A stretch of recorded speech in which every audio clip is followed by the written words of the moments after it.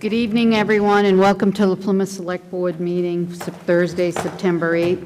Would you please join me in the Pledge of Allegiance?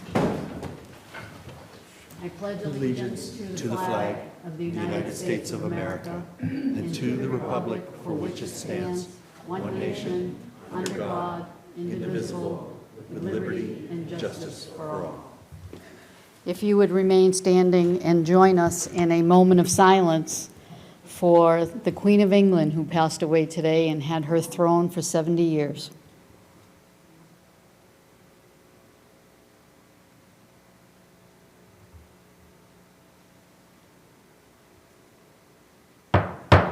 Thank you.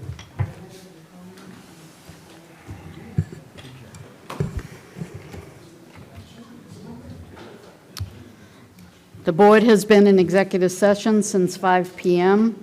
The first order of business is a public hearing with Shiku Hot Pot and Noodle Bar amendment. Do we have any? Oh, there you are. Okay. Hi again. I'm back regarding the amendment to Shiku Hot Pot. I hear some questions in the back. Hot pot is it's a dining experience where there is either a grill or induction on the middle of the table, or you could do individual, and you get the ingredients that you would like, and you cook it in the broth you like. So it's a family or group-oriented experience. So we want to bring that to downtown. The amendment is, rather than having the kitchen downstairs, we're going to bring it upstairs for liability purposes. Great.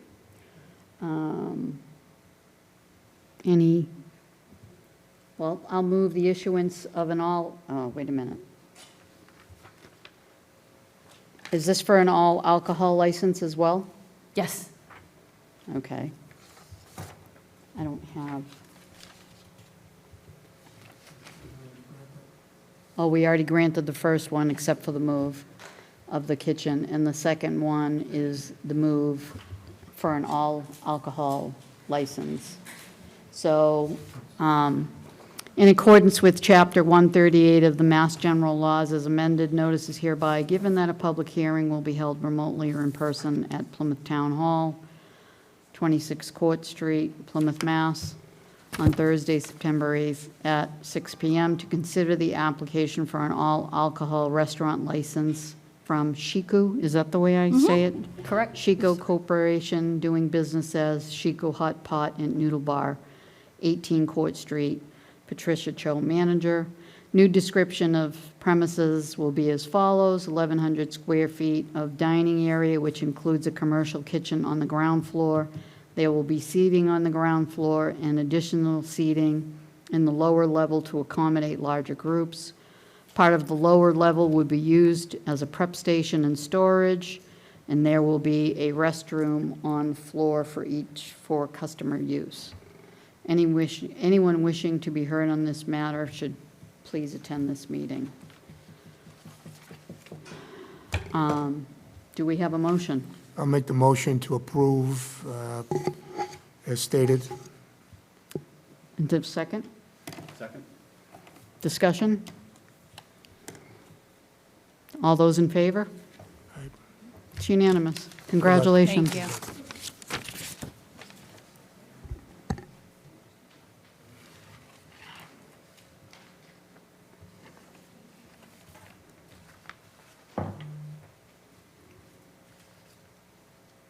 Okay. The next is licenses and administrative notes.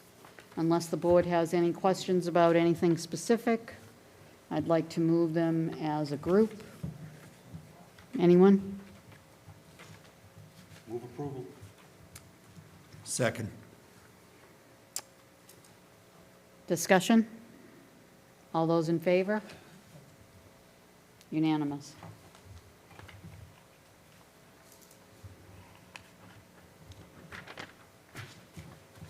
Okay. Public comment? Is there anyone that'd like to speak in public comment?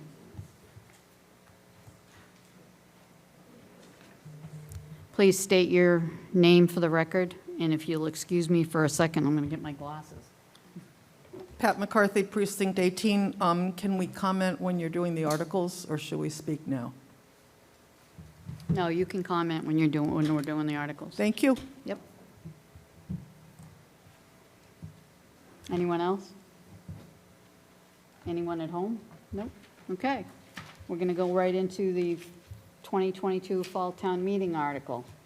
Article 22 is a citizen's petition for horse racing. And I don't believe that the petitioner is here. Am I correct? So, I don't know, Derek, if you, or Brad? Yeah, the chair. Ms. Holmes reached out to us earlier today and asked if we could postpone. Totally up to the board. I said we have a pretty packed agenda already next week, and we had anticipated this article being done tonight, so it's up to the board if you guys want to review it tonight or push it off to the 13th. I'll make a motion we table until a further date. Okay. Did you say the 13th?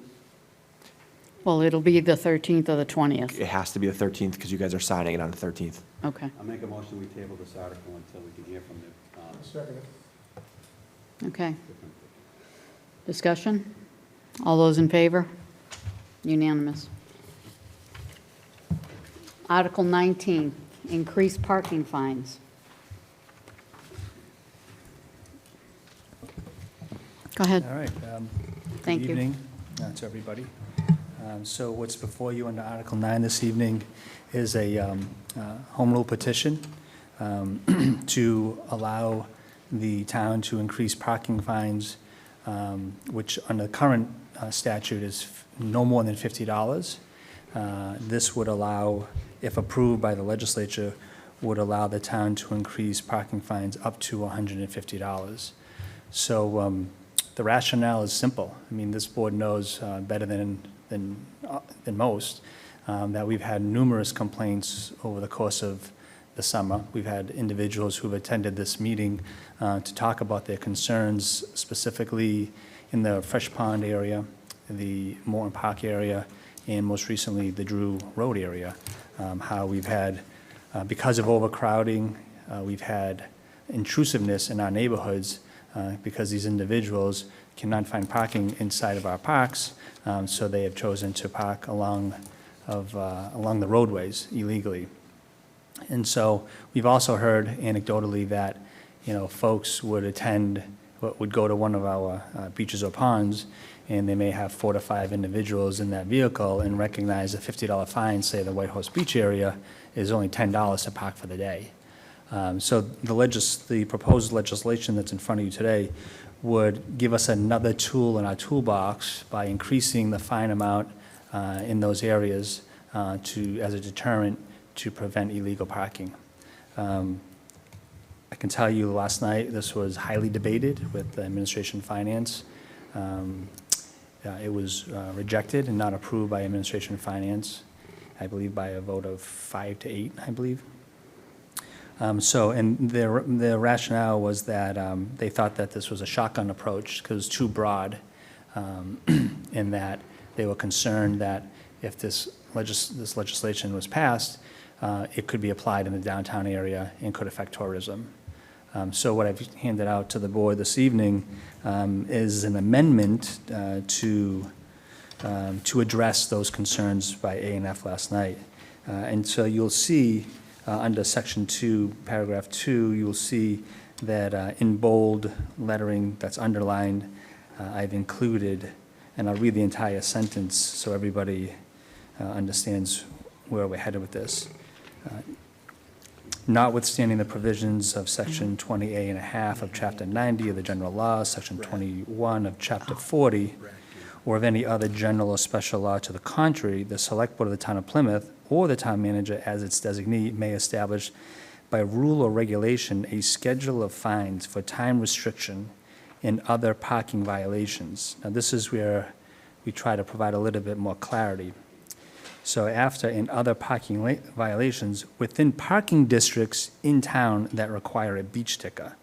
So adding within parking districts in town that require a beach sticker, this provides a little bit more clarity in trying to address the concerns that I just outlined.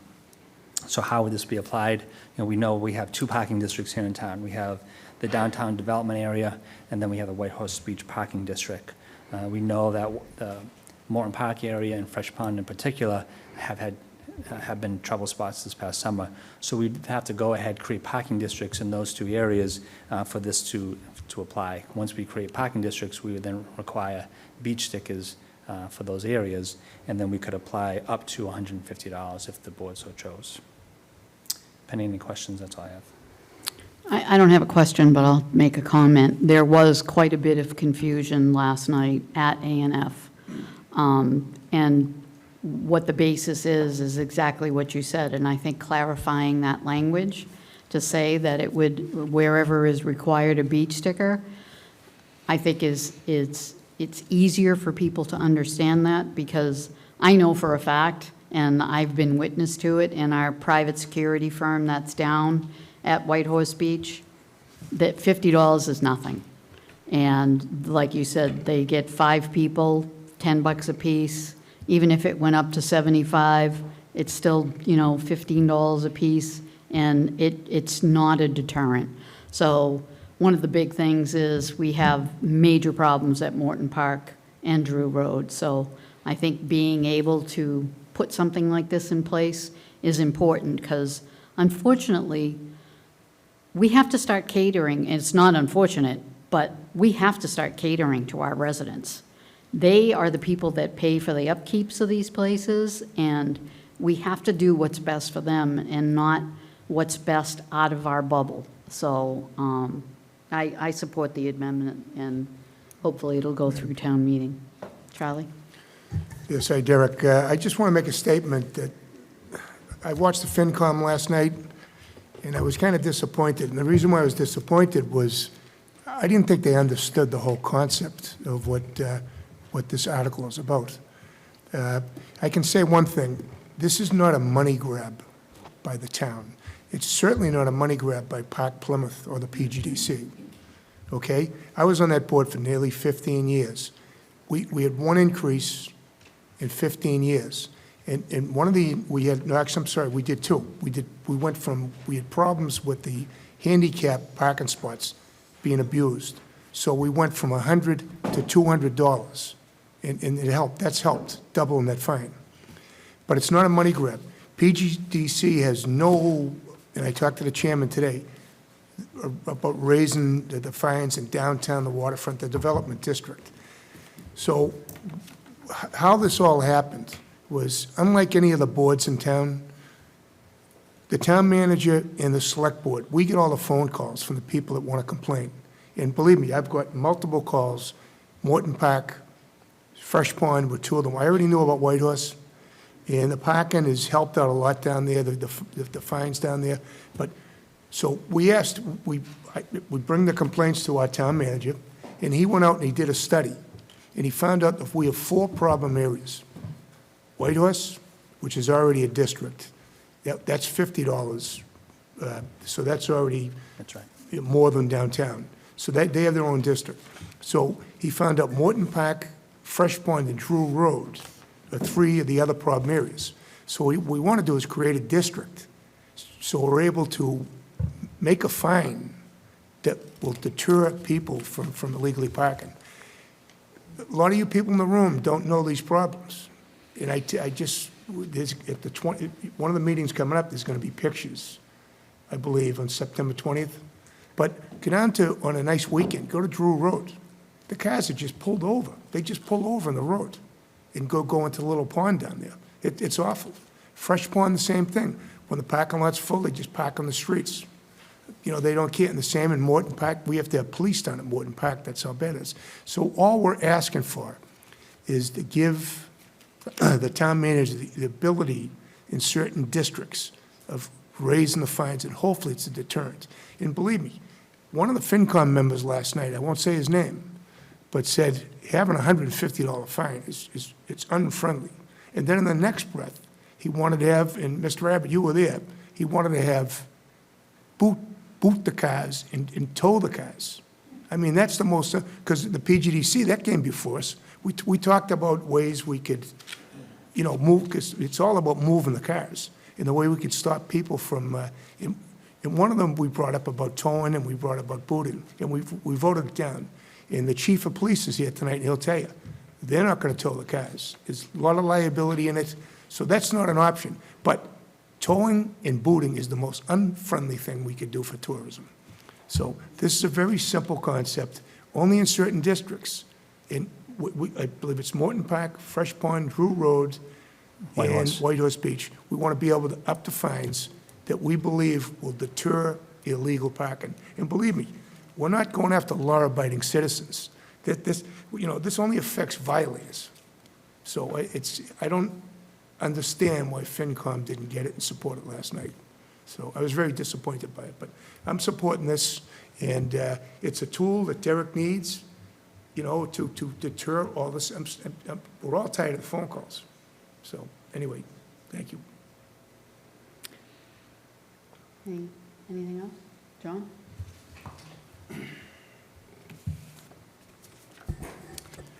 Derek, we know, and obviously Mr. Bletzer knows, that the PGDC is a quasi-public-private entity, that they generate their revenue, and it doesn't go into the proverbial general fund. They have it under their control, and they go off and do whatever they do with it, which is obviously invest in infrastructure, parking garage over here, and securing incremental spaces down near the waterfront. So in the other areas of the town, when we collect these parking fines, where do those monies go? So that's a good question. So as you pointed out, and what I learned last night is the downtown area from Stevensfield all the way up to Cherry Street is what they call the development zone. So in theory, that's their own parking district, which they, as you pointed out, they keep those funds. Anything beyond that development zone, PGDC, they process the tickets, they'll hold the appeal, and for that service, we pay them a 25% fee based upon the ticket price. So the remaining 75% goes into the general fund. Okay. So now that I've recovered from that answer, I'm looking at, so the introductory cover letter from you, currently the town is restricted by the provisions of general law, section C90, section 28 and a half. Any parking violation shall not exceed $50, and then it goes on, if paid within 21 days, and for 55, and never exceeding 75 if paid thereafter. So I participated in a site visit with you a couple weeks ago. Mr. Bletzer attended, yourself. I think we had 1 or 2 staff members out here, and there was another 5 to 6 members of the public, and we went down the Drew Road, and we marched half a mile off into the woods, and we found this pristine freshwater resource that people were recreating at. And I can remember a few years ago, and I can't remember if the current chair was with us or not, but we had significant issues down at Morton Park. Okay, she's not. So the board voted for significant changes over there. I think we reduced the daily capacity in the summer of 200 cars down to 100. I think we might have closed the back entrance and had it exclusively coming in off of Summer Street. And I'm guessing that we probably doubled whatever it cost per car to get in there, for a day visit. And I think that delivered some results. But my concern here is, ultimately, even if this is approved, and the ceiling is $150, and that's a significant jump for me, you're not going to set the rate. You might come up with a proposed schedule of rates, but this board ultimately has to sign off on that, correct? Yeah, so that's a 2-step process. So I think the first thing we'd want to do is we'd want to work through one of the committees with staff to create parking districts, right? So like follow the same model we did with White Horse Beach and create parking districts at Fresh Pond and Morton Park. Assume we get committee support for that concept. And once we create the parking districts, then we'd come back with a schedule of a fine structure that would be presented to this board for final approval. I understand it. You don't want to see people, whether they're residents of the community or outside of the community, coming in and running roughshod over these areas that we want them to be able to passively recreate at. But even if we weren't in this situation post-pandemic with inflation through the roof and the costs of gasoline and, the basket of groceries, going from 50 to potentially 150, in my mind, overnight is a significant jump. That's a significant jump. And I've never been a fan of the general fund. Obviously, if you know me, you've heard this before. If you're going to go from 50 to 150 overnight, I mean, all that revenue cannot be allowed to go into the general fund. So, and I'm not suggesting other than that, but at this stage of the game, $1.50, even if you were to come back and suggest something at a lower rate, the board has the unilateral ability to make a motion to just max it out at $1.50. That's correct. So That's right. At this stage of the game, I couldn't support that max. But, excuse me, John, we're not setting the rate tonight. The rate is the max, where the Board of Selectmen have control over what that rate will be once the districts are put in place. So we're just giving them a ceiling from $50 to $150, or whatever it, or whatever. Yeah, it the may ceiling be. is 100, under the proposed legislation, the ceiling is 150. Right. Right now, the ceiling on the statute's 50. Right. So this gives us flexibility to go from anywhere from $51 to $150 of Right. an increase, which, as I mentioned, would come back in front of this board as a proposed recommendation that you would have final approval under. Right. I understand. Okay. I understand. Your mic's not on. I understand that completely. I'm just fearful of, it doesn't matter what the composition of the board is, that board has the potential to override a recommendation of yours. You could say $85, and somebody could just make a motion, and, obviously by a simple majority, say, we're going to max it out right now at $1.50. That's correct. That exists, and I just, That's right. Doesn't that exist with everything we do? not necessarily. So that's for me, I mean, you're looking at that's a tripling under current state guidelines, That's right. so. Go ahead, Charlie. John, what we're doing now is not working, so this is a deterrent. We're going to try, even if we do it for a year, I don't care, but you're talking about finding somebody that's parking illegally. They're breaking the law. So, you're not talking about law-abiding citizens that are going to get fined like this. And hopefully they get fined once and they don't park there again. And I know you can talk to the environmental guys out there, and there's wardens down there. Drew Road is, I think I heard you have 3 wardens on the weekends down there working Drew Road, and it's crazy. It's a safety issue down there. It's dangerous. So we're trying. We asked Derek to identify the problem areas. He identified them, and this is a solution that we hope works. And we have to try something. The fine as it is now is not working, so that's why we have to up it. Correct. Pat?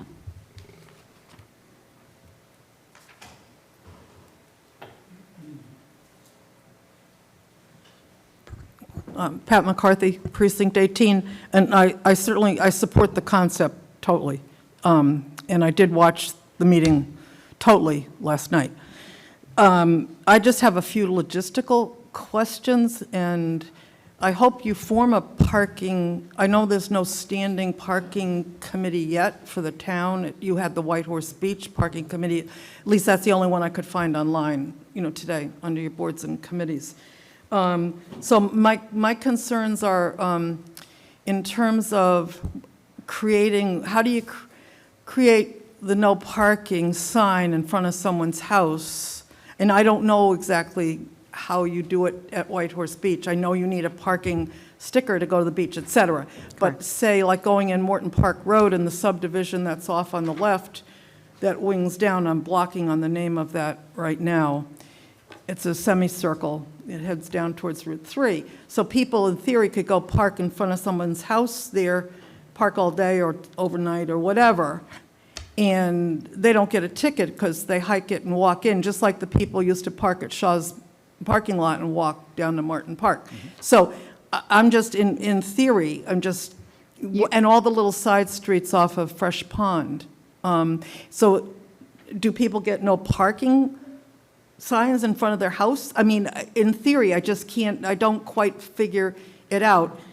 And part of the ownership of, well, like I live on a public way on Long Pond Road. Maybe I'll have a parking district soon with New Hope Chapel coming in. So anyway, if people park all along in front of my house and they're parking part on my land, but mostly on the town side, it's all theoretical. So in some of these neighborhoods, I'm just, down the road, the implementation of how Well- that's monitored. So that's the only thing, but I will support the concept for sure, and I think it needs to be dealt with, and I know it's an issue on Drew Road because I live near Drew Road, and I certainly know those ponds from over the years. So I just think as you go to caucus meetings, to explain it fully would be really good, because last night I was really concerned that the Finance Committee seemed to get all mixed up about it, but I certainly support the concept. But I mean, maybe I get a no parking sign put in front of my house and I take it down, like they do the orange cones in Boston or something, but. So fortunately, we already have the footprint of what a district would be like, and that is Whitehorse Beach. Right. Now, people that have a beach sticker can park on any one of our streets. Right. As long as they have a sticker. So it would be the same thing for But- all these other districts. And the signage is that we would come up with, if it's Morton Park and their side streets and everything like that, we would come up with, this street to this street is now the Morton Park Parking District. A sticker is required to park here, or you're going to get a ticket. So, Okay, so would I end up with a no parking sign in front of my house if I became part of the parking district? That's all I'm saying. How does somebody driving around the neighborhood You know not might. to park? you might, Yeah, no, I'm just saying, Yeah. that's all I'm saying, how it's implemented and how people know about it. right. Okay, no, but I certainly support the concept, but I certainly think that, I've been around a long time, and if I get a little confused, I think, well, I get a little confused, but out there, other people might be more confused, that's all, in presenting it. And thank you very much for going for in-person town meeting. Thank you so much for your vote. You're welcome. Okay. Bring it back to the board. Do we have a motion? I'll second.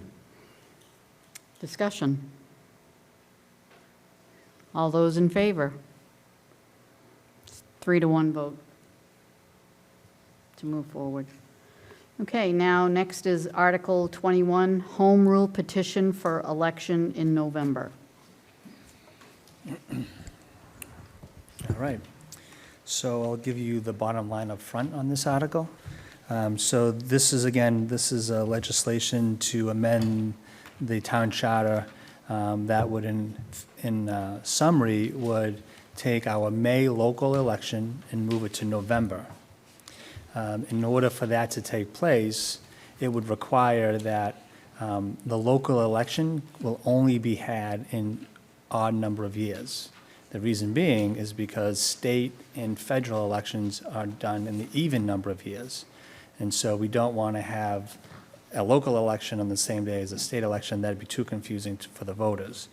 And so in my memo, what I provided was just an example of what a sequence of elections would look like over a 4-year period. Keep in mind that in the legislation, it allows for an ordinary transition. And the reason you need an ordinary transition is because right now, pick on the Board of Selectmen, you all serve 3-year terms. Given the fact that this is going to be a every other year election cycle, we would have to change the term limits. So in my memo, what I did, just for the sake of understanding, is that in 2025, again, this would be the first year that that it could possibly take effect, would be that there'd be 3 board members elected in 2025. There would be no election in 2026, because that's a state election period. And then in 2027, the remaining 2 board members would be elected. So this would require a 4-year term under this situation. Now, part of the reason that this is being presented to town meeting is that, there's been voter apathy. We always talk about civic engagement, and lack of civic engagement is not just a problem in Plymouth, but it's a national problem. And so I had worked very closely with our town clerk on looking back retrospectively in the last 10 years and what the May voter turnout looked like versus the November voter turnout looked like. And it's very clear, the data, tells no lies. The May local election averaged approximately 5,200 voters over that 10-year period, as compared to 27,600 voters in that same year period in November. So I guess some would argue, how does this translate if this were to move forward here in town? We had one town meeting member who attended last night's meeting who talked about another community that is a town and actually has a similar election cycle in November for a local election. And again, working with our town clerk, Kelly was able to provide some data that suggested that the local election in this other community, I believe, had a 24% voter turnout in a November local election over an 8-year period. So that was the average, 24%. So if we translated that 24% into the number of voters, which I believe is about 50,000 registered voters here in town, would be 12,000 individuals would vote in November in Plymouth under the scenario that I just described based upon that other community's experience. So again, we're going from 5,200 potentially up to 12,000, again, using the data from this other community. So again, this is for the board to decide. But, if you look at the data is telling, and it may suggest that we would get a higher voter turnout if we move to November, odd number of years election cycle. Pending any questions, that's all I I have. have a question. Hey, Derek, I might have misunderstood this. So it's going to be the odd years, and it'll just be the local election, That's correct. not the same year as the state election? That's correct. That's right. So, So you have stats showing that a local election in November is double what a Saturday in May would be? I have data from one town. So November elections are very common in cities. City of Boston, City of Worcester, Springfield, they all have November elections. That's what they do, because they usually city councils run on 2-year cycles. It's not common for the town form of government. But again, it was brought to our attention that there was one other town that we know of, there's probably more, but there's one.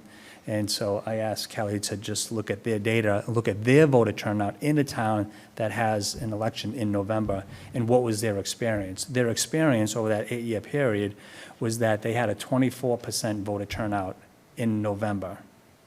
That town, local election, in the odd years, 24%. And we have data about what our elections have been in May. And even though, a state or federal election in November, we have data that more people turn out in a November election. That's right. So, and I know that, I know Mr. Pizer would like to speak on this article, but this has been something that we've talked, I know that I've brought it up for more than a year, closer to 2 years, about changing our election, and I know I spoke to Mr. Pizer about it, and Pearl, God rest her soul, spoke to her about it, and had extensive conversations with our new town clerk, Kelly McGalthrith. So I just wanted some people to know, because we did receive some emails today that stated that it was all of a sudden. This hasn't been all of a sudden. This has been for a couple years. So I kind of want to clarify that so people don't think we're trying to do something all of a sudden. But, and, when people think about elections, it's just natural to think November, because everybody votes in November for everything. So that was one of the reasons why I felt this was important to move forward with, just because every single year, every single election, I know this board gets it, I know other people that are, active in our government. It's like, what are we going to do to, get these numbers up? What can we do? What can we do? And then you come up with something like this, and it's like, no, we can't do that, but what are we going to do? So, I mean, for me personally, I think it's something worth trying. Like I said, it can't be implemented, I thought it was actually 2024, but it can't be implemented until 2025. But I certainly think it's worth the effort to see if it actually does change our voter apathy. Because having, 45,000 or 50,000 registered voters in the town of Plymouth and only getting 5,200 is sad. And I think we should do everything we can to change that number. So I just wanted to give people a brief basis of why I tried to move this forward. And I know Mr. Helm, I'm going to bring it back to the board, and then Mr. Pizer, and then Mr. Cirque, and then Mr. Abbott. This will be a question to our town clerk.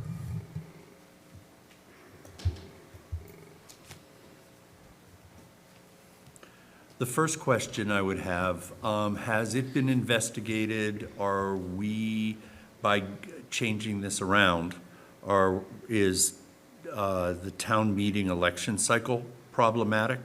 Because aren't there state statutes, or is it in our charter that determine that a certain number are elected in certain years?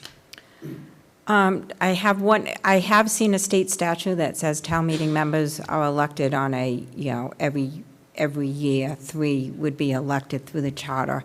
I've seen that written in the charter.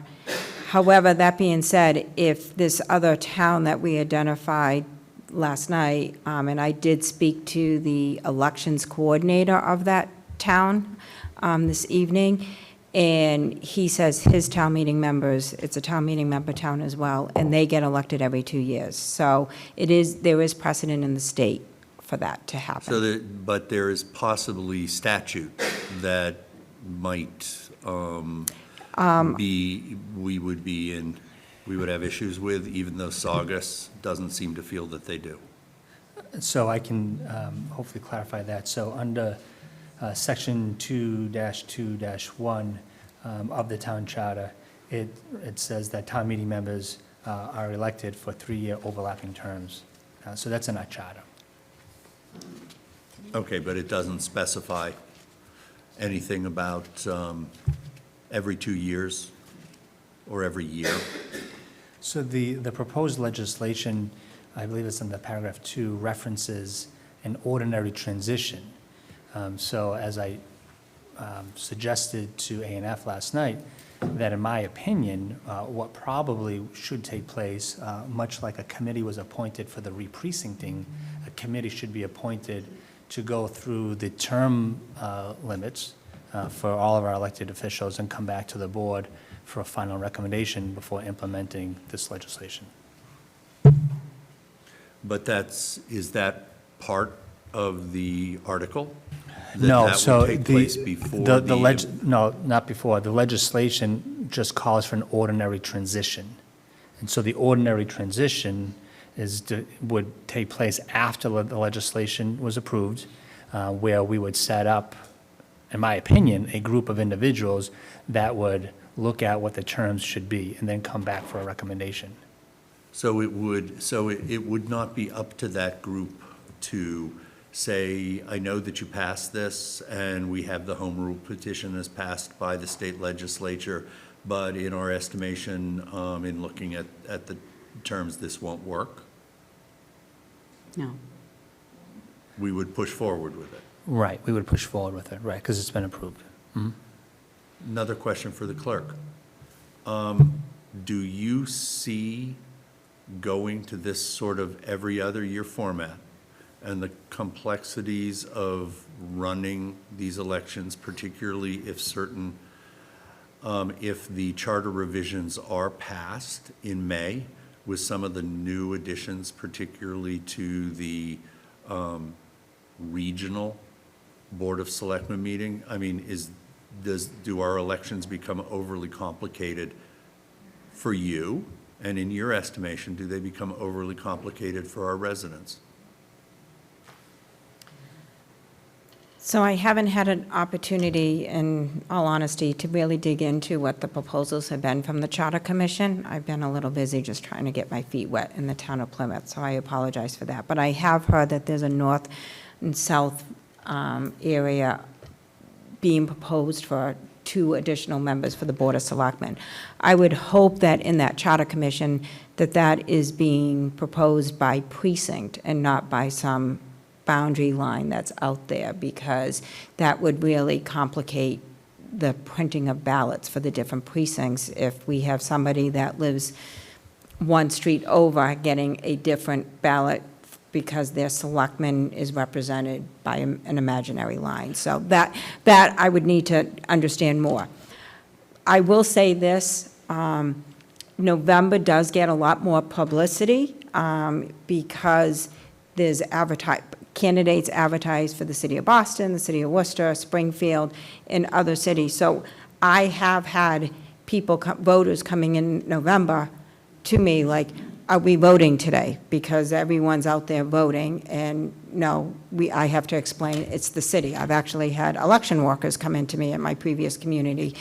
Am I working in November? No, you're not, because we don't have an election. So there is something to be said to that. I will also say, because of the Votes Act that was passed this past session by the state legislature, the selectmen have the opportunity to opt in. Early voting and vote by mail, the selectmen can decide to keep both of those options for the voters in the communities. So vote by mail, and I would make the assumption that you'd want to do that to help the voters vote easily. So we would still be offering at the local election vote by mail as well as early voting for the local election. And when it comes to having those elections in November, we already kind of have a formula on how that works because we do it every other year for the state elections. So it just kind of put us in the mode that our elections happen in November. And it would almost like streamline the office. I'm envisioning it streamlines the office a little bit because we would go into election mode starting in late August, early September. Okay, thank you. I have a question for Mr. Abbott.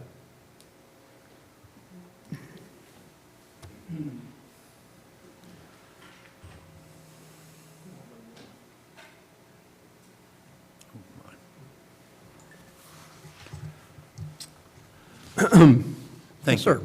Thank you. A question in regards to my question to the clerk, because I have not had a chance to read the revisions. I've printed them up to take with me this weekend to Virginia and have exciting reading in the hotel. How is it proposed in the revised charter that the areas for these 2 new area-specific select board members would be determined? Is it by precinct, or is it a line drawn? The commission has discussed this. It would be by a combination of precincts. So Okay, it would so it follow would be by precinct lines, precincts. but Okay. they're like 3 precincts or 4 precincts. Okay, thank you. Yep. Thanks.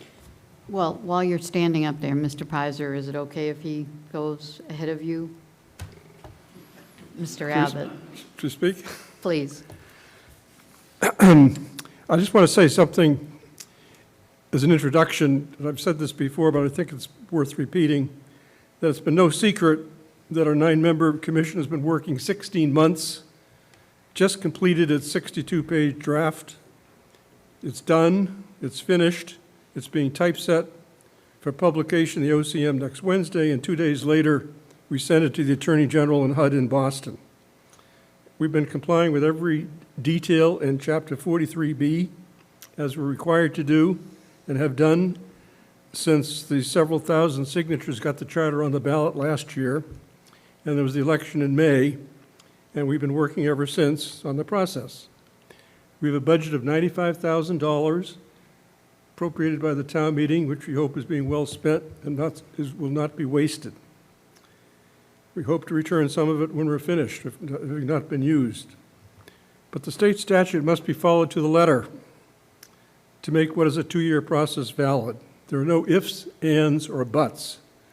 The charter we prepared and approved this month must be exactly the charter which appears on the town ballot next May, with the only possible changes being minor edits or the deletion of an item we're proposing that we decide no longer to propose it, and we revert back to the existing language. In other words, the charter can't be amended at this point. The town manager said wants to amend the charter with this petition.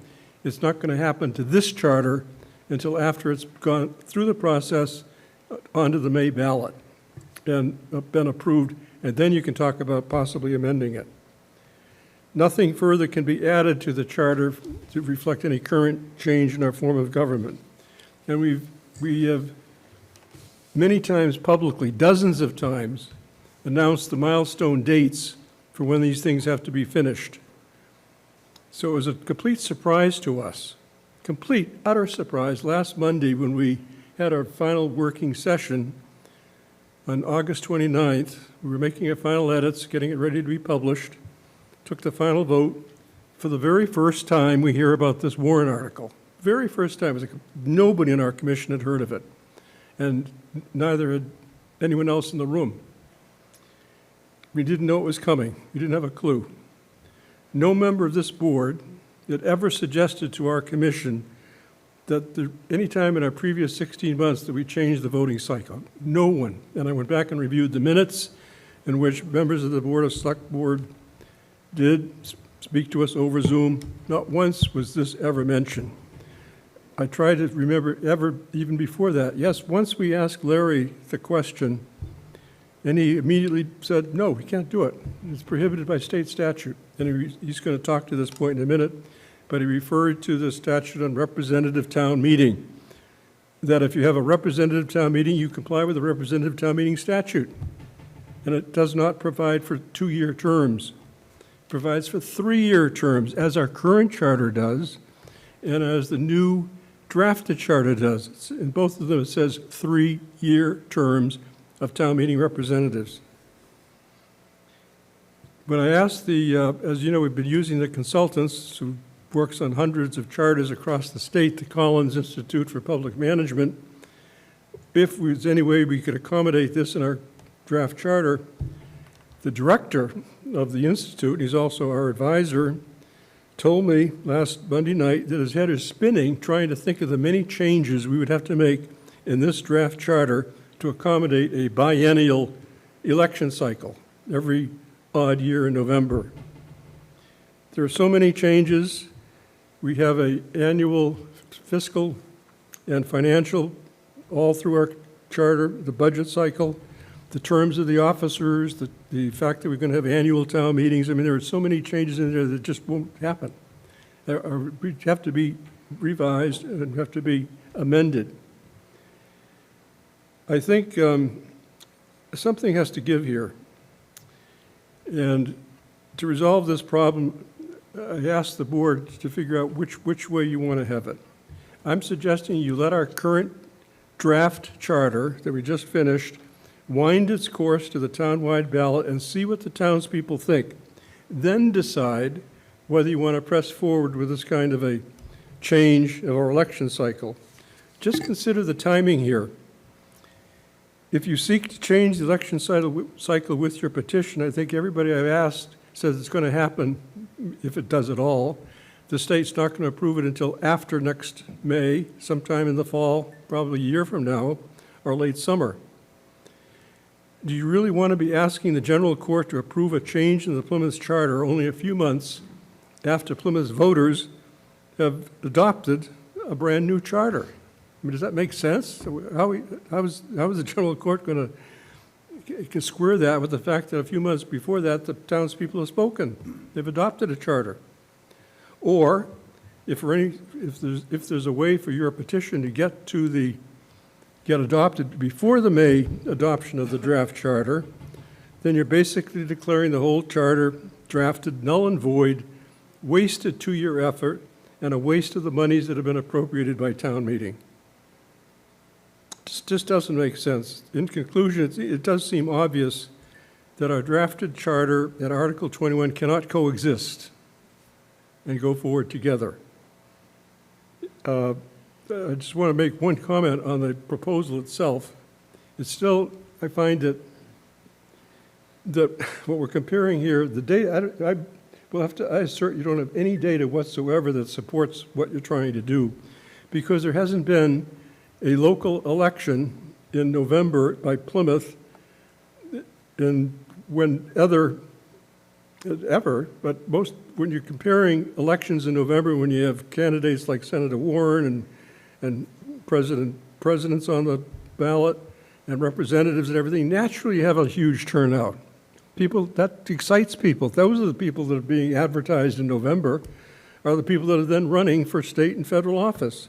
But by definition, Plymouth's election is going to occur all alone, all by itself. There won't be any state or federal elections. And are you telling me that you're going to have the same kind of numbers out there just voting for candidates in Plymouth when you don't have senators and representatives and presidents running for election? It just isn't going to happen. But in any event, we don't know whether it will happen or not because there's no data. So you're comparing apples and oranges here. And to say because it's 20,000 in November and 5,000 in May makes no sense. That's 20,000 when you have illustrious candidates running for office. But when nobody's there in November except the Plymouth, I challenge whether you even have as many voters in November as you had in May. And there's a reason why towns vote in May, and the town representative, the town meeting statute, it's not only is it traditional, but May is reserved for the town type of government and the town meeting and the things that get voted on in May, not cities, in May. You may be able to find one minor community, and they have they had the smallest town meeting of all for a long time, Saugus, that apparently still now votes in November. But of the other 300 towns in the state, they don't do it that way. I don't think this will ever get through the general court, but why cast a cloud over it at this point? I think we should just go forward with the charter we've drafted, hold your petition, and then see what happens in May. Thank you. Thank you. You mean to tell me electing a selectman isn't illustrious? I must have missed something Well, yeah. along the way. We're not So, quite there yet. No, okay. Go ahead, Mr. Pizer. Thank you, Madam Chair. I'm Lawrence Pizer. I serve as the Vice Chair of the Charter Commission. I'm a town meeting representative from Precinct 3, but I'm speaking now following my 28 years serving you as town clerk. Let me start by commending the proponents of this measure for recognizing the value of expanding the electorate. I joined them after 3 decades of trying to reach that goal. From signs and stickers to kids voting and multiple speaking engagements, I've worked to increase interest in town elections. I'm sorry to say that Article 21 is flawed in at least 2 major areas. Referring to representative town meeting towns, Massachusetts General Laws, Chapter 43A, Section 4, states that, I quote, "At each annual town election, the registered voters of each precinct shall in like manner elect for the term of 3 years, 1/3 of the number of elected town meeting members to which such precinct is entitled," unquote. Given that statute, and I hope you will check with our delegation, I think that there's a very small likelihood that the legislature will vote against state law. That's not to say they don't have the capacity to do that. It's just very unlikely that they will. I checked with a senior staff member of the State Elections Division, and he said he knew of no representative town meeting that voted in the fall. We have a representative town meeting. We need annual elections. I've heard that Plymouth should be the first to try new directions, an admirable sentiment, but not when it goes against state law. The data presented to support November elections, while accurate in numbers, does not apply to the reality of elections. It's an unhappy fact, and I agree with you, Madam Chair, it's an unhappy fact, that elections that include the presidency bring out the largest attendance. Those dealing with state office, particularly when the governorship is online, bring out the next largest numbers. State primaries follow. Municipal elections bring up the rear. In fact, cities which hold their elections in November in odd years constantly bemoan low turnout. State practice does not allow municipal elections to coincide with state elections. There is no evidence that moving Plymouth's elections will move additional voters to participate. To clarify, it's not just we don't want to piggyback, or we do want to piggyback. We cannot piggyback on even-numbered years. The state law does not allow it. Arguing that it's the month that brings out the electorate is like saying that because 70,000 fans go to Gillette Stadium to watch the Patriots, if Foxborough High School played their games at Gillette, they would approach capacity. Reasonable research would reveal it's not the day of the election that brings out crowds, it's the subject of the election that brings out voters. If you look at the town's election history, when we had the mayoral proposal on the ballot, probably 20 years ago, 25 years ago, we had a 49% turnout for a municipal election in May. I ask you to reject Article 21 because its flaws of damaging town elections and changing the terms of all town officials are not healthy for our town. Instead, we should all proceed to encourage the education of our citizens to the excitement and importance of town government, and therefore town elections. That, rather than gimmicks, can increase participation. Thank you. Mr. Pizer, thank you. Maybe we should put the mayoral, every May, put them on the ballot, and we'll get a big turnout. And thank you for the encouragement about how bad our turnouts are. But anyway, that being said, I'd like to make a motion to withdraw this petition. I'll second that. Discussion.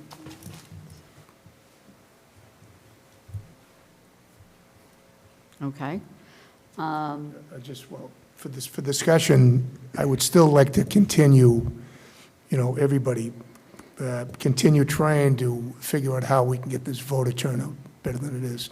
Let's not give up. This was something that we brought up and we thought about it. Obviously, there's a lot more to it than what we thought, but I just want to still continue. We're trying to get the voter turnout, because I think it's so important. So, thank you. So, and maybe Kelly, if you could, so what I'm thinking of is that, well, Mr. Pizer, or whoever wants to answer. So a May election is necessary under our charter and state statute, is what I'm hearing you say? Well, it's a spring. Spring. Between February and June. Okay. And it's that, and it also has to be annual. Okay. Okay. I don't have a problem withdrawing the article. Like I said, We've been trying to kick this around for a couple years. Oh, sorry. I know you're in discussion, but the town of Saugus has representative town meeting. The town of Saugus votes in November. Special acts are exactly to allow a town to do something that's beyond the scope of the statute. So I appreciate what Mr. Abbott and what Mr. Pizer have said, but I wanted to be clear that the direction you are headed in is legal.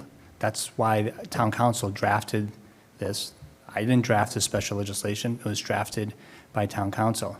If it was illegal, I think town council would have told us that on day one. So I just wanted to be clear about you weren't doing anything inappropriate or anything that was conflicting with statute. Go ahead. Yeah, given that, I wasn't going to comment on this, and I'm not really going to comment on Mr. Pizer's statement, but what influenced me to second this was Mr. Abbott's statement about the charter revision that is coming up, that will be voted on relatively shortly. It's about to be codified. It's about to be out there. And I do think that he is correct about the complications that that would create.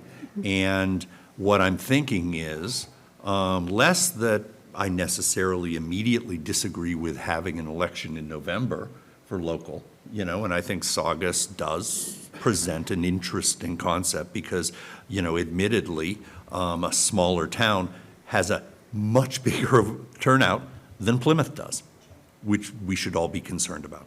And they do them in November or have done them in November. So I'm not off of that. I'm just deeply concerned with the impact and the confusion that doing this right now causes in the charter review framework. And that is not something that Saugus had to deal with. So that's where I come from on this. And I don't have a problem supporting the withdrawal of it, knowing that the charter will go through, whether the charter will go through, God willing. And then we can make these changes again after the charter, sometime in the spring or fall, it would be next fall. So I don't have an issue with that. Do we call for a vote? All those in favor? It's unanimous. We'll withdraw Article 21. Next is Article 15, establish speed limit.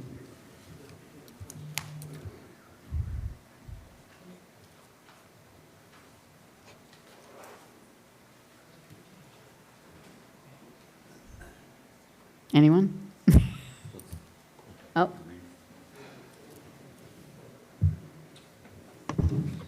Hello? Hello? Can you hear me, Madam Chair? JB? Yes, I can hear you. Awesome. Can't see you, but we can hear you. You have a visual too? We do not. Okay. There you go. 1 second. How about now? Nope, that's okay. We know what you look Okay, like. I'll go ahead. We have a couple of ours.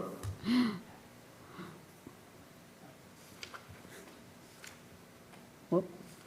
I think we lost him.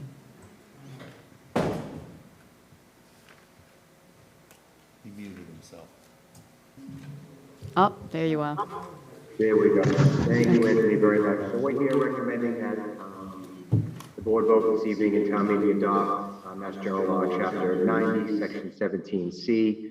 And what this will do is we'll give you, the select board, the authority to implement 25-mile-an-hour speed limits in thickly settled zones of the town and business districts.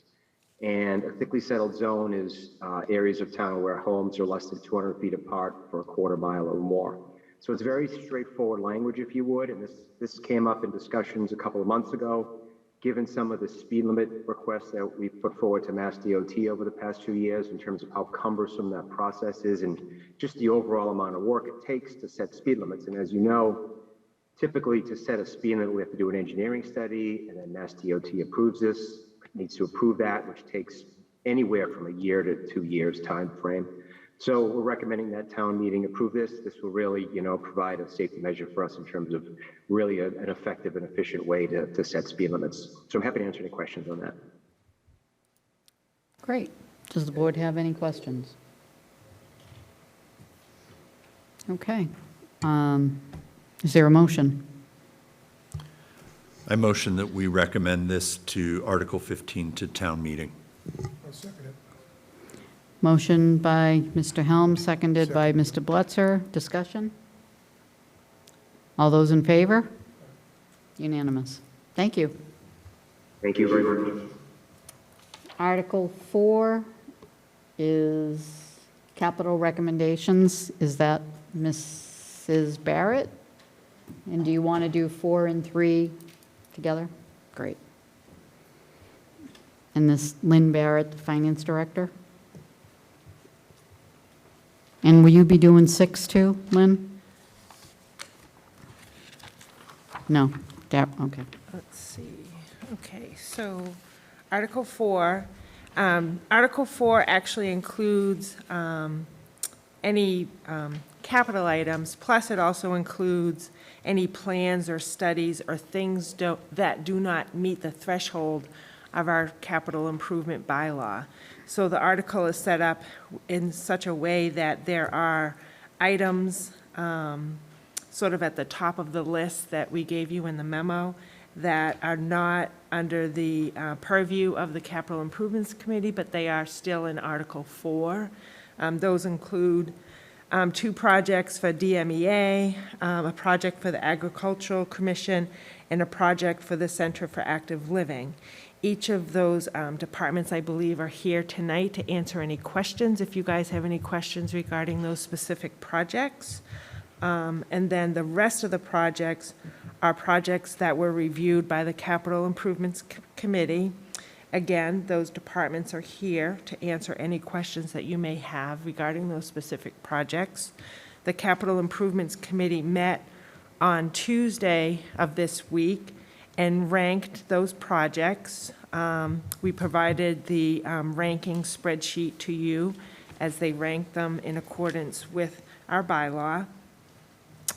So if you do have any questions, in the memo, we recommend, the finance director gives a recommendation on the funding of each of those projects, so that's included in your summary memo also. Does the board have any questions for the finance director? Mr. Mahoney?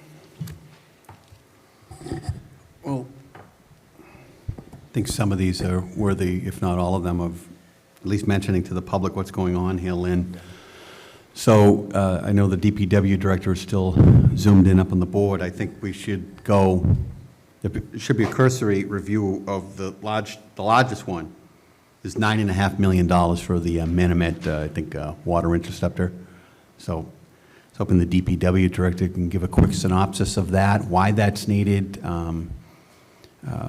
Obviously, we continue to talk about water. We have to proactively invest in infrastructure. What is that going to do for us with respect to building security in our system and the improvements there, JB, and the investment? And then, obviously, Lynn, you could talk about where those, what buckets the proverbial money is coming out of with respect to payment.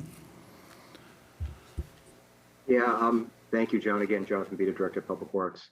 And, this board, Finance Committee, all the boards and commission and town meeting has been wonderful the past couple of years in funding our infrastructure projects on the water side. This project is critical in nature, where it really does two major things for us.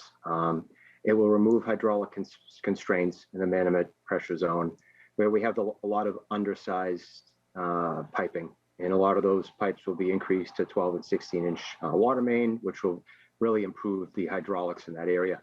The other thing, it will really start to touch on the firm capacity issues we have in the eastern pressure zones.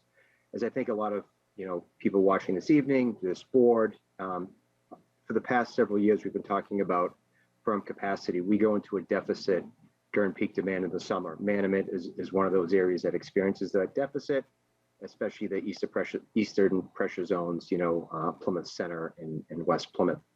So this project was really ranked number one. We did our water master plan several years ago.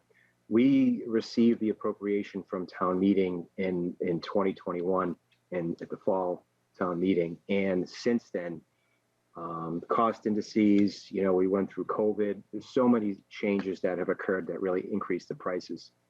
We did receive an economic development assistance grant for the closing of the power plant, which was $3.825 million, which was 80% of the $5.1 million. So we do have those funds in place. We've been working pretty consistently with EDA for a couple of years now on the grant. We are in a position to bid this thing any week. Subject to a successful town meeting in October, we're hoping to put shovels in the ground in the spring. But this is a really significant request. It's an increase of $9.5 million, but it's a project that's vital because, again, we will address the hydraulic issues in Manomet, and that's a necessity. This has to get done, and it will start to address some of the firm capacity issues in other pressure zones and just the natural movement of water from south to north, if you would, in the water system. So I really hope that answers a lot of questions, but that's pretty much it in a nutshell for the Manomet Pipe project. So thank you. JB, I got a couple more. So, inflation is on everybody's mind and costs are going through the roof, but we're not cutting back on the quality of the pipe that we're putting in the ground, correct? That's right. This is the exact same project, everybody, the exact same size piping, the same streets, the same, nothing has changed as far as the scope. The only thing that has changed is the cost of materials. That's why the price is increasing. What's the life expectancy of these pipes that are going in the ground? We're looking at these water mains to last about 100 years, John. Okay, we've talked in the past about the 2016 drought and how that affected not only the community, but specifically Manomet. Yes. This recent drought that we're in the last few months here, is this worse than 2016 or not as bad? For Plymouth, we haven't seen the same type of issues, and most of that is attributed to the restrictions being lifted at Darby.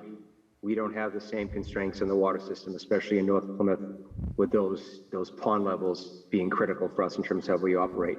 If you don't remember, Darby, we had to watch the pond level there. We'd have to drastically reduce our run times, which would affect volume in terms of withdrawal, which really put a constraint on the system. We don't have that. What we've seen this summer is more run times to fill the tanks, but that's about it.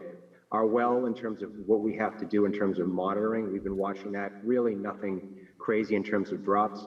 The only thing really in terms of the heavy lift for Plymouth was the water ban in terms of non-essential water use, which we really implemented early on, and that was helpful. But the town's been pretty good. The residents have been pretty good on the water system to kind of watch what they're doing in terms of water consumption. So we knock on wood, we're okay right now. All right, thank you. So, Lynn, the overall budget for this is $9.5 million? Yes, So so this look- project in total, as JB said, is over $14 million. $3.8 million of it is going to be paid for through this EDA grant with the federal government. The remaining amount will be borrowed under the Water Enterprise Fund through the almost 15,000 users that we have. In this type of project, we can borrow for over a 30 to 40-year period, so it would be spread out, over that period. You can go up to 40 years on this? Yes, yeah. Why is that? Because of the life expectancy of the pipes? Life expectancy of the pipes with Mass General laws. We're dictated by Mass General laws as far as how far we can borrow for something. So something like this, you can go up to 40. Schools We may are not 30? do 40, we might do 30 or something like that. And schools are 30 Yep, and roads are buildings- 15? Buildings are 30, yep, and roads are 15, yes. Okay, thank you. And as far as like the other projects, so what we asked departments was, overall, any projects to come forward to this town meeting really had to meet certain criteria. An emergency, that we had, a project that we had a grant for and we needed a match for it, or anything that was really necessary and couldn't wait until the spring. So that's what you see as a result of those requests for the departments really looking at everything and what they submitted. Obviously, this project was something that's already been approved by town meeting. We have a grant in the works that's going to pay for a portion of it, so we felt it necessary to come back at this time. And a lot of the other ones sort of meet that criteria. If the larger ones, for example, like the fire department is looking to replace a couple of their pieces of equipment. And the fire chief will say that, I mean, right now, with the ordering of these types of equipment, it could take 18 to, 24 months. So we might not see them for a couple of years, so he wants to get them in the pipeline as soon as possible. So you order them, when do you pay when you're ordering a new fire truck? When we Even though it's not- receive it, when we pick it up. When you pick it up? Yeah. You put the money in play, and Yeah. then you don't, upon receiver, you get that. Right, yep. And these two pieces of equipment that are proposed to replace what we currently have, I mean, I saw Chief Foley earlier, he's not here now, but obviously, this is a continuation of proactively, and Yes. these two pieces have gotten to the point of diminishing returns.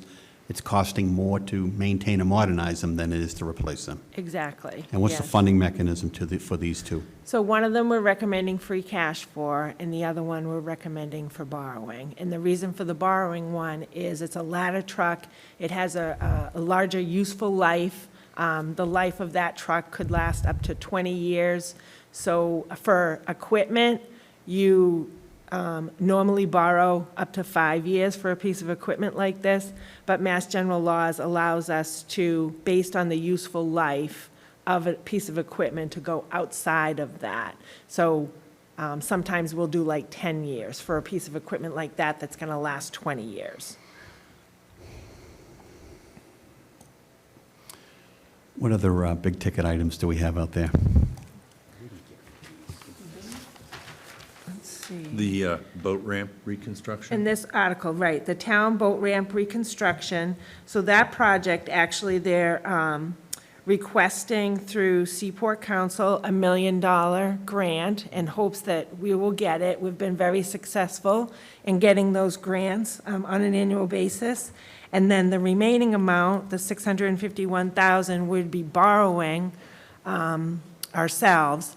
And then we're going to put together a plan to, the payback of that principal and interest will come out of the Waterways Fund, similar to how we did the T-Wharf project. Could we have one of Mr. Gould possibly describe to the residents why this is needed? Good evening. David Gould, Director of Marine and Environmental Affairs. For those of you who aren't familiar, the town boat ramp is the ramp that's located between the Maritime Building and Lobster Hut. That ramp has seen better days, and I have some photographs if you'd like to see them, but there's exposed rebar, spalling of the concrete. The grade is very difficult, and it's a very narrow ramp, and it's in pretty poor condition. The proposed upgrade, which the project right now is currently engineered and permitted, so it's ready to go. It will allow some dredging at the toe to extend and flatten the slope a little bit. It will replace the concrete ramp itself. It will also allow for some additional piles to go over near the Maritime Building. So you'll see in that cost is that also has some additional piles and concrete floats as part of the project, so it's not just the boat ramp itself. We are scheduled to be on the Seaport Council agenda in October. As Lynn mentioned, we've filed in the last 21 years 15 Seaport applications and received all 15. So not to be presumptuous, but we do feel confident about this application.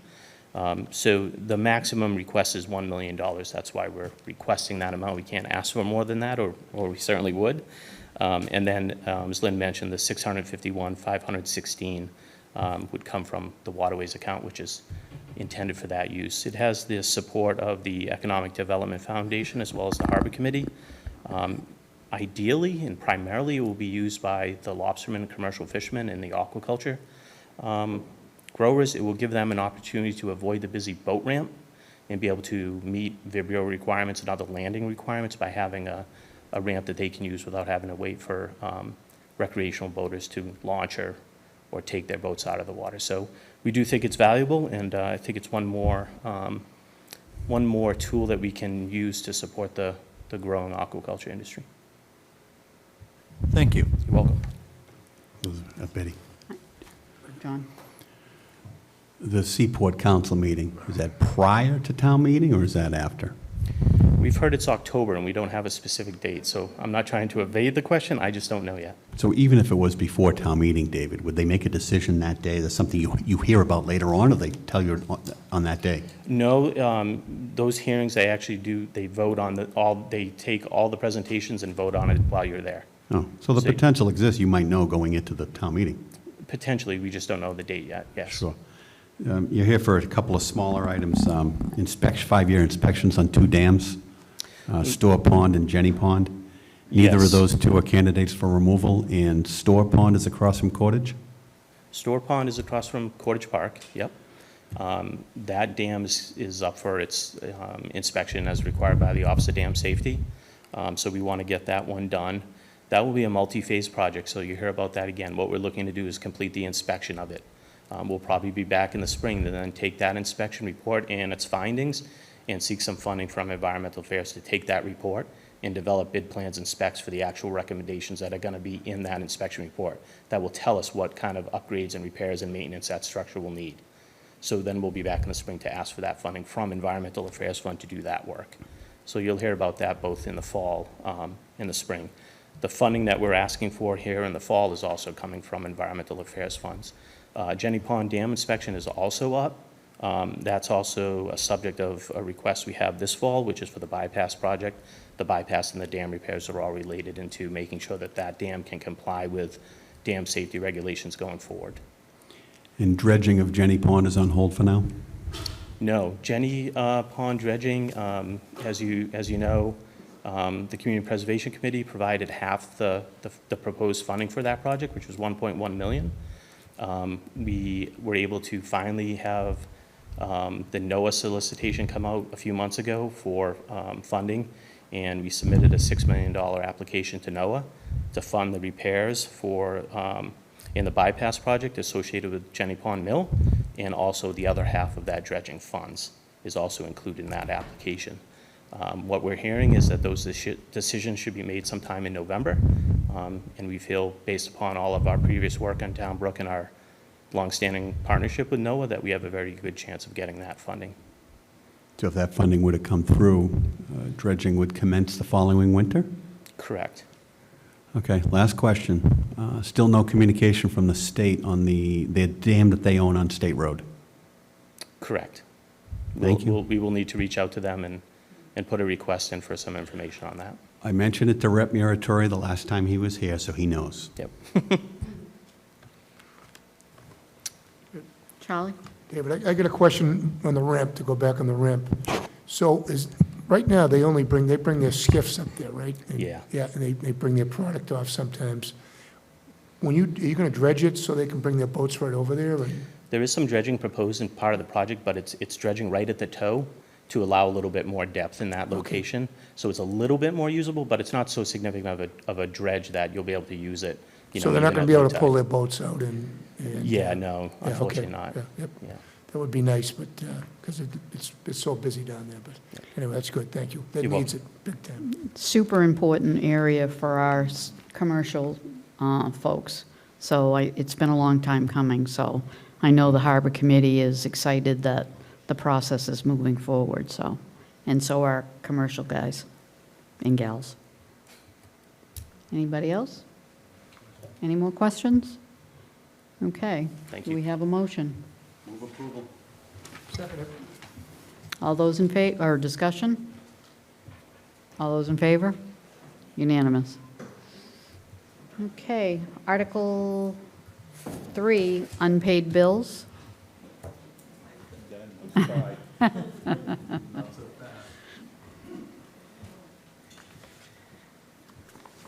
Okay, so the unpaid bill article includes we have 7 invoices from various departments, and for various reasons. This usually happens every year. We always have an unpaid bill article on the warrant. The bills have been presented to our office. We put them on the unpaid bill warrant, and then once town meeting approves them, then we can pay these vendors for the unpaid bills. Do we have a motion? Motion. Second? Second. All the discussion? All those in favor? Unanimous. Thank you. Thank you very much. And Article 6, Elderly and Disabled Taxation Fund. Mr. Brothers, the Assistant Town Manager. Correct. So this was brought forward by the board, actually my first meeting.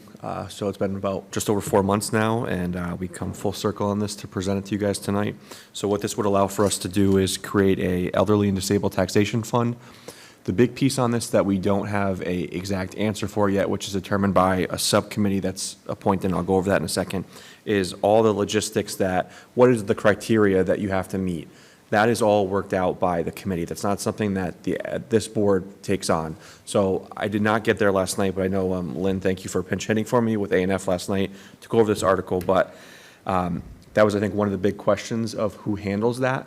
There's a subcommittee comprised of 5 different people.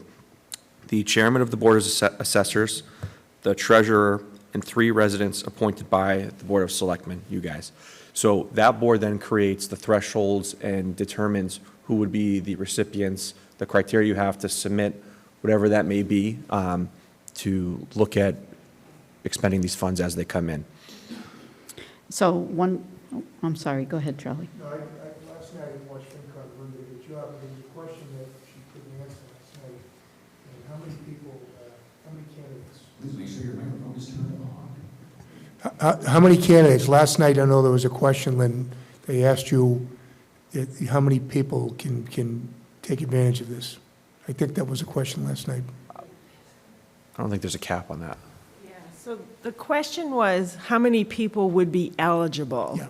And I wouldn't know that until the committee actually sets the guidelines, and there would be income requirements, because it's for low income. So whatever those requirements are that they set, sometimes they might use like a circuit breaker definition or, different things like that. Okay, so there's no cap? So there's no No, cap. okay, It would that's- obviously be capped by the amount of money that's collected, and the number of people that apply, yeah. Okay, thank you.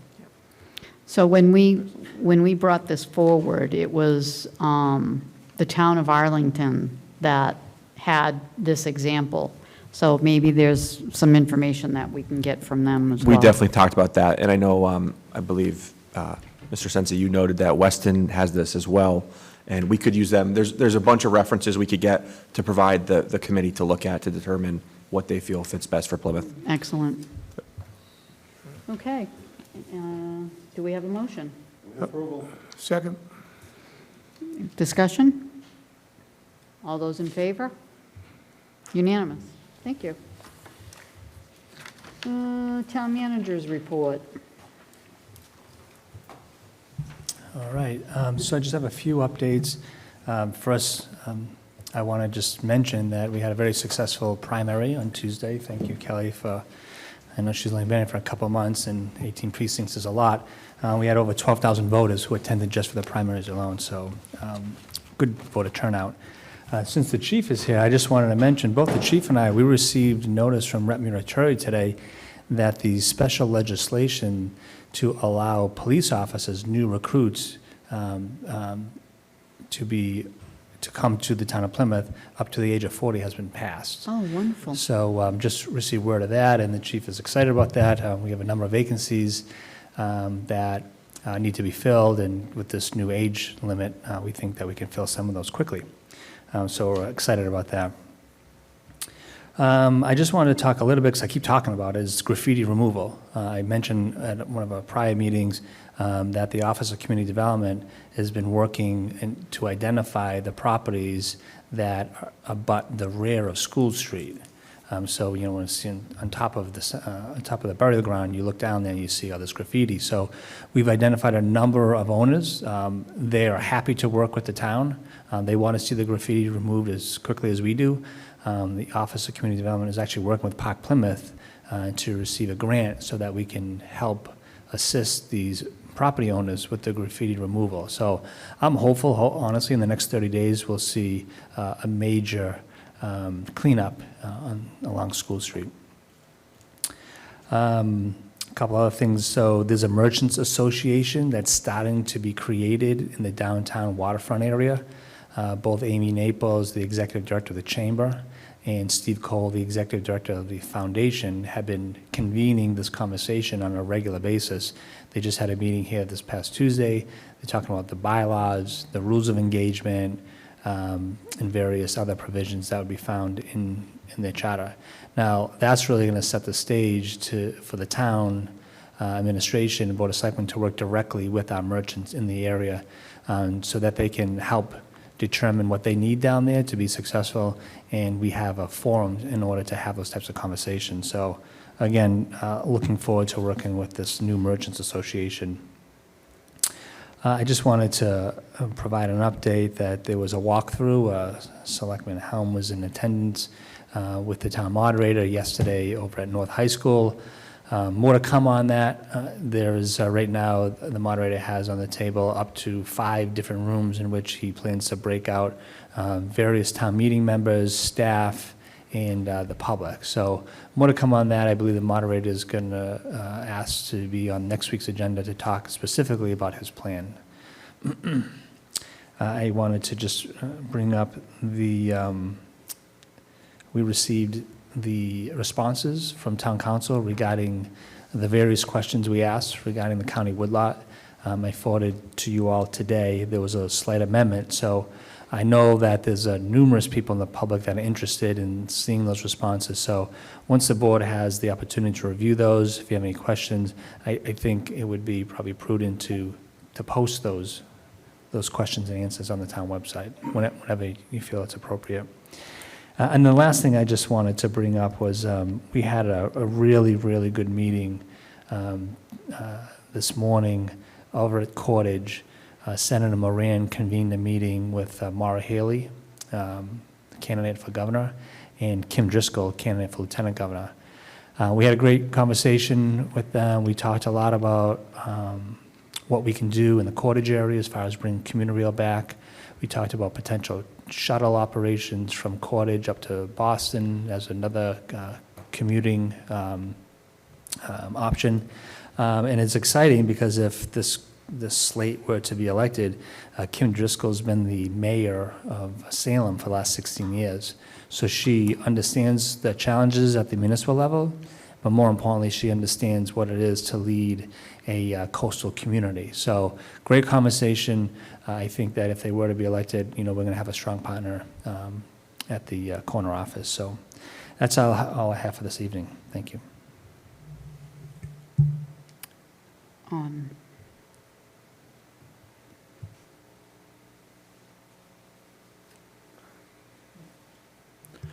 Derek, in terms of the answers to the questions about the racetrack from KP Law, yeah, I've had a chance to review them. So has Betty. I think that they should be put up on town, on the. As soon as possible. As soon as possible. Have you had a chance to review them? No, I just got them. I don't mind if you put them public. Yeah. I have them here. Okay. Just got Yeah. them, 2 hours ago. Okay. Look at them tonight or tomorrow. Yeah, I don't think there's anything in here that should not be available to the residents. What I Because think- we did ask for this. Yes, and what I certainly see that we have much more authority than what our residents think we have.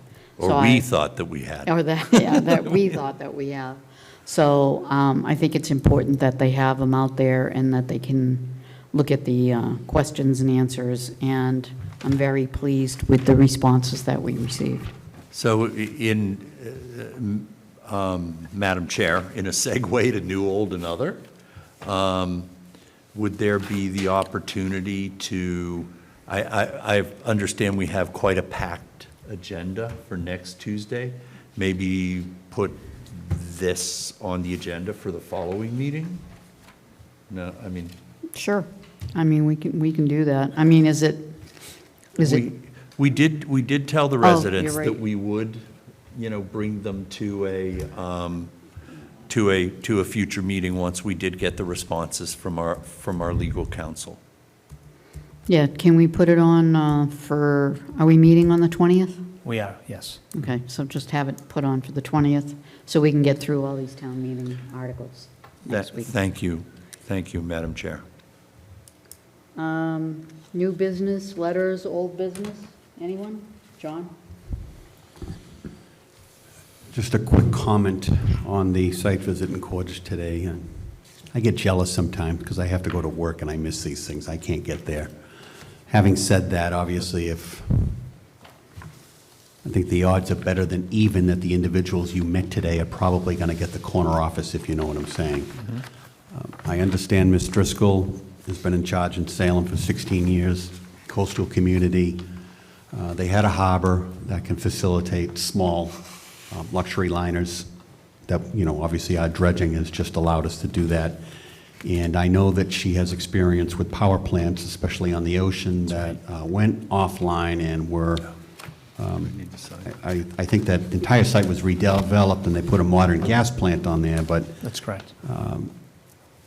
because it was a smaller footprint than the prior plant, it opened up, I don't know, 10, 30 or 50 acres for quote-unquote economic development, but certainly, hopefully in the future, I look forward to meeting with those, one or both of them when they come back, and I would ask Ms. Driscoll after the introduction is one of the questions is, how did she deal with the challenges of 40B in her community? Because I can't say it enough that that statute is inherently unfair, and it's going to continue to be a challenge. The last thing I had, Mr. Brindisi, was what's the status? I know a month or so ago the board voted on getting a professional to do an evaluation of certain properties that we have. I was just wondering where that was in the timeline. I defer that to Mr. Brothers. Yes, so I actually am playing phone tag with a big vendor who I actually liked a lot because they had other same-size properties that they have actually sold, and they had a listing of them. So I have yet to actually make contact with them, but I am playing phone tag back and forth with them. So, Thank you. yep. Anyone else?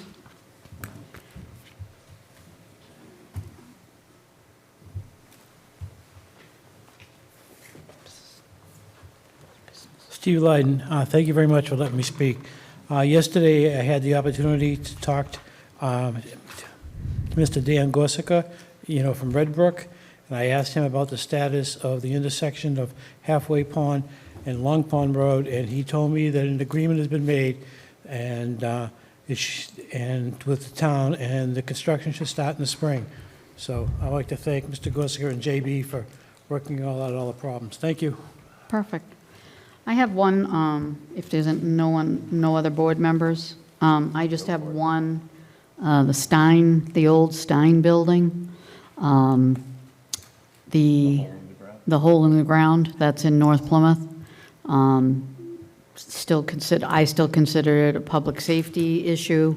I know that the owners of the business right beside it are wanting to do maintenance on their side of the building, and they've had some police issues with the owner actually ripping down the scaffolding.